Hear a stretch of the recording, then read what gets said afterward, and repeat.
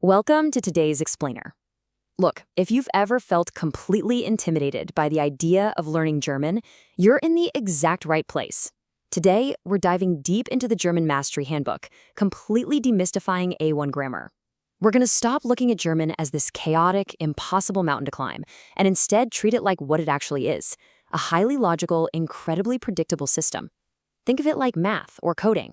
Once you see the underlying logic, I promise you, everything just clicks. Let's kick things off with Chapter 1 of the handbook, Alphabet and Pronunciation, and bust the biggest myth right out of the gate.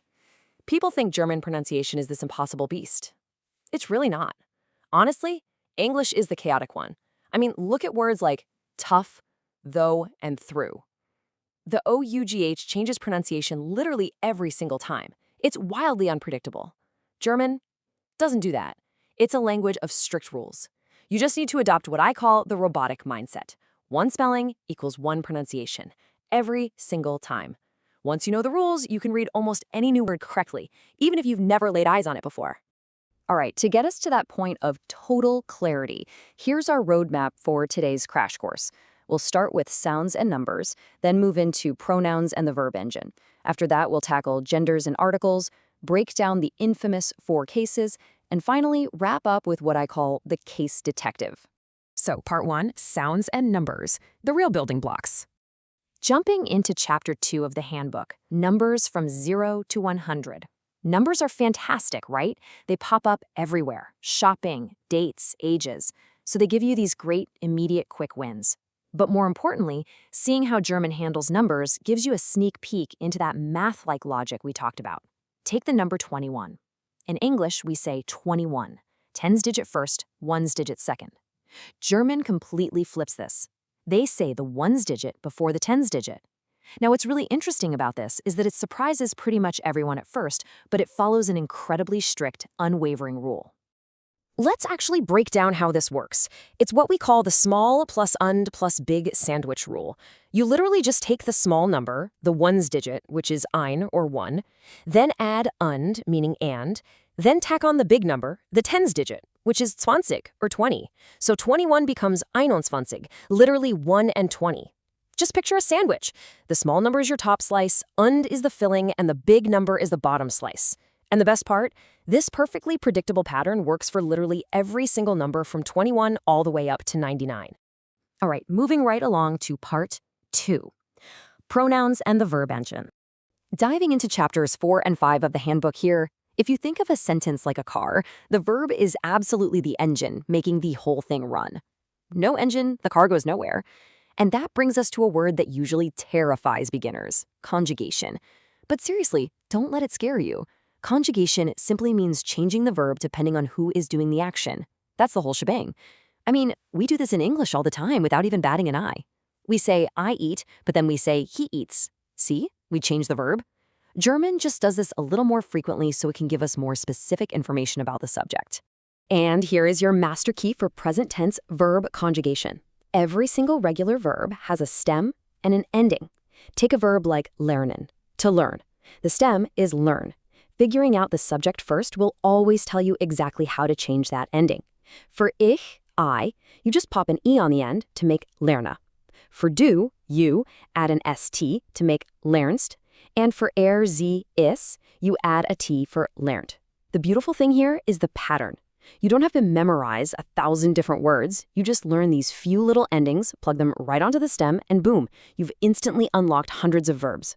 Next up, Part 3, Genders and Articles. Ah yes, the famous der, die, das. Okay, touching on Chapter 6. I know this is where so many beginners just hit a wall, but we've got to accept a hard truth right now. In German, every single noun has a grammatical gender, and spoiler alert, there is usually zero logical, biological reason for it. A table is masculine, a school is feminine, a book is neuter. Make it make sense, right? Well, don't try to. Don't search for meaning where there isn't any.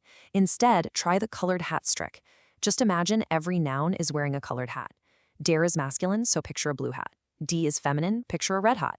Das is neuter, so picture a green hat. So you've got a blue dog, a red school, a green book. Honestly, the sillier and weirder the image, the better your brain is going to remember it. Because of this whole gender thing, there is one absolute golden rule in German. Never, ever learn a noun by itself. If you just memorize that book equals Buch, you are totally setting yourself up for massive headaches down the road. You absolutely must treat the article and the noun as one single unbreakable word. Always, always learn it as das Buch. If you bake that article right into your memory from day one, you're going to save yourself so much frustration when we get to this next topic. Which brings us to part 4, the 4 cases, or as I like to call them, actor roles. Now, as chapter 7 of the handbook lays out, this is kind of the climax of our whole explainer.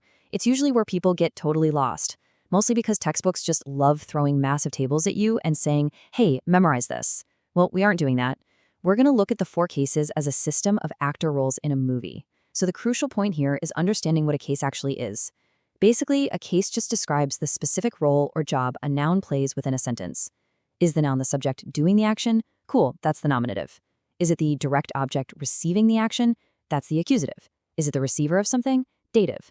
Is it the owner? Genitive. It's that simple. When a word's job in the sentence changes, its article just changes to wear the right uniform for that specific job. Check out this master definite articles table, and I want to point out a massive confidence booster here. Look at the transition from the nominative to the accusative case. Only the masculine article der changes to den. Seriously, the feminine die, the neuter das, and the plural die all stay exactly the same. That means 75% of the table literally does not change when a noun becomes a direct object. German is actually cutting us a break here. You only have to remember that one tiny change to start making perfectly correct accusative sentences. Finally, part 5, the case detective, analyzing instead of guessing. This is where you get to put on your Sherlock Holmes hat and start actively investigating sentences. We really need to stop guessing cases based on English translations. Every single time you look at a German sentence, just follow this 4-step flowchart. Step 1, find the verb. Remember, it's the engine. Everything revolves around it. Step 2, ask, who is doing the action? Boom, that's your nominative subject. Step 3, ask, what is receiving the action? That answer is your accusative direct object. And step 4, ask, to whom is it given? And there's your dative receiver. If you interrogate the sentence instead of just blindly translating it, the grammar literally reveals itself to you. And this flowchart brilliantly illustrates exactly why relying on English translations will get you in trouble. Specific verbs govern specific cases. Verbs like haben, to have, or kaufen, to buy, naturally prompt a what. Like, what are you buying? So they take the accusative. But then look at verbs like helfen, to help, or danken, to thank. In English, we just say, I help him. Simple. But German logic asks, to whom am I giving help? Because the help is being given to someone. Helfen always takes the dative case. Understand the logic of the verb, and you unlock the case. But, verbs aren't the only rule makers in town. We also have to talk about preposition bosses. Prepositions are little words like with, for, or through. And in German, they are absolute dictators. They force nouns into specific case uniforms, regardless of what the rest of the sentence is doing. Words like für, ohne, and durch will always, without exception, force the next word into the accusative case. On the flip side, words like mit, nach, and von will always demand the dative case. You don't get a say. The preposition decides the case. And then, of course, we have the notorious two-way prepositions, which can actually take either case. Sounds tricky, right? But again, there's a strict underlying logic. You just have to ask, is there movement towards a destination, or is it a static location? Let's use a cat analogy. If the cat jumps onto the table, there's clear movement to a destination. That takes the accusative. Die Katze springt auf den Tisch. But if the cat is just chilling, already sitting on the table, that's a static location. So it takes the dative. Die Katze sitzt auf dem Tisch. Just one simple question, movement versus location, and the mystery is solved. Which brings us to our final thought for this explainer.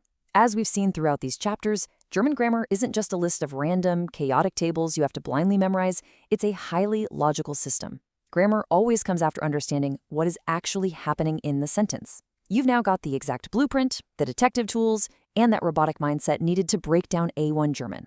So, the only question left is, are you ready to solve the mystery of the German language yourself? I really hope this explainer has empowered you to take that next step. Thanks so much for joining me, and happy learning.